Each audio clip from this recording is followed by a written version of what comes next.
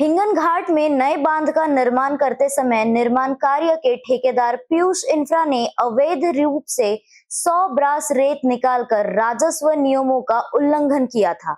राजस्व विभाग ने इस संबंध में कार्रवाई की, लेकिन कोई जुर्माना नहीं लगाया। इसके लिए राकंपा महासचिव अतुल वांदिले के नेतृत्व में उप विभागीय अधिकारी को ज्ञापन सौंपकर जुर्माना लगाने की मांग की गई।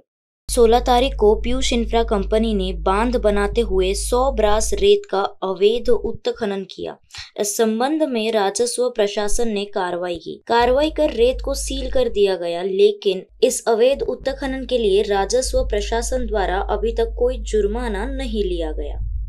इसको लेकर शरद चंद्र पवार राष्ट्रवादी पार्टी ने महासचिव अतुल वांदिले के नेतृत्व में आज एक ज्ञापन देकर दंडात्मक कार्रवाई की मांग की है। ज्ञापन के माध्यम से चेतावनी दी गई कि यदि राजस्व प्रशासन द्वारा दंडात्मक कार्रवाई नहीं की गई तो आगामी दिनों में उग्र आंदोलन करने का इशारा दिया जाएगा। ज्ञापन देते समय बड़ी संख्या में राकंपा पदाधिकारी, कार्यकर्ता और सामाजिक कार्यकर्ता मौजूद थे। हिंगणघाट येथील नवनिर्मित बंधारा या ठिकाणी पीयूष इंफ्रा या कंपनीने 100 ब्रास रेतीची चोरी केली। त्या संदर्भात महसूल विभागाकडून कारवाई करण्यात आली, पण अजूनपर्यंत दंड आकारण्यात आला। त्या संदर्भात राष्ट्रवादीकडून आज निवेदन देण्यात आलं आहे। आपण विचारूया काय म्हणणं आहे। मला सांगा, आज आपण निवेदन दिलं आहे, काय म्हणणं आहे? आमच्या हिंगणघाट नदीवर बंधाऱ्याचं काम चालू आहे आणि त्या बंधाऱ्याचा जो कॉन्ट्रॅक्टर आहे त्या कॉन्ट्रॅक्टरने नदीतलीच रेती 100 ब्रास रेती, नदीतली रेती परमिशन नसताना, रॉयल्टी नसताना ते रेती काढून त्यांनी ते आपल्या कामाला लावलेली आहे। त्याच्यावर तक्रारी झाल्या, काही सामाजिक लोकांनी तक्रार केल्या आणि तक्रार केल्यानंतर इथे नायब तहसीलदार कांबळे साहेब यांनी तिथे येऊन पंचनामा केला। पंचनामा करून त्या कॉन्ट्रॅक्टरला नोटीस सूचना देण्यात आले, पण नोटीस दिल्यानंतर त्यांच्यावर आतापर्यंत कोणतीही कारवाई झालेली नाही।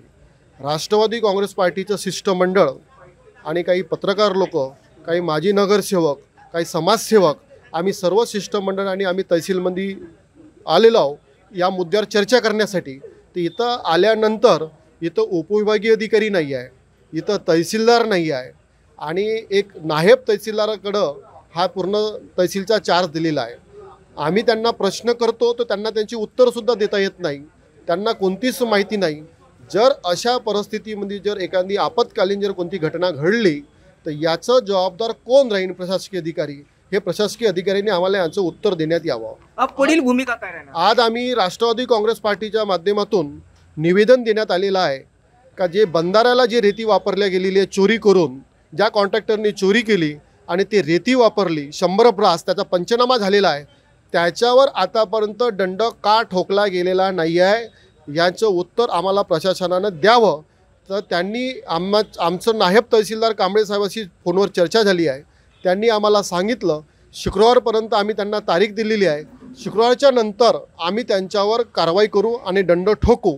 जर शुक्रवारपर्यंत त्यांच्यावर कारवाई केली तर ठीक, जर नाही केलं तर राष्ट्रवादी काँग्रेस पार्टी आणि अनेक समाजसेवक, अनेक नगरसेवक मोठ्या प्रमाणात आम्ही आमच्या स्टाईलनं इथं आंदोलन मोठ्या प्रमाणात करू आणि जे जनतेच्या पैशाची जी लूट होत आहे ते लूट कशी थांबवता येणार आहे आणि ज्या लोकांनी भ्रष्टाचार केला आहे त्यांच्यावर कारवाई कशी करता येईल त्याच्यासाठी आम्ही आक्रमक भूमिका घेऊन आंदोलन करून जे काही पडसाद उमटणार त्याचं जबाबदार हे प्रशासन आणि शासन राहणार आहे। एकूणच हिंगणघाट शहरात पीयूष इंफ्रा यांनी तो नदी बंधाऱ्यासाठी 50 ग्रास रेतीचं अवैध उत्खनन केलं। या संदर्भातच राष्ट्रवादी काँग्रेस आक्रमक झाली आहे, पण या संदर्भात दंड नाही झाला तर मोठं आंदोलन करण्याची सुद्धा राष्ट्रवादी काँग्रेसने जाहीर केली आहे।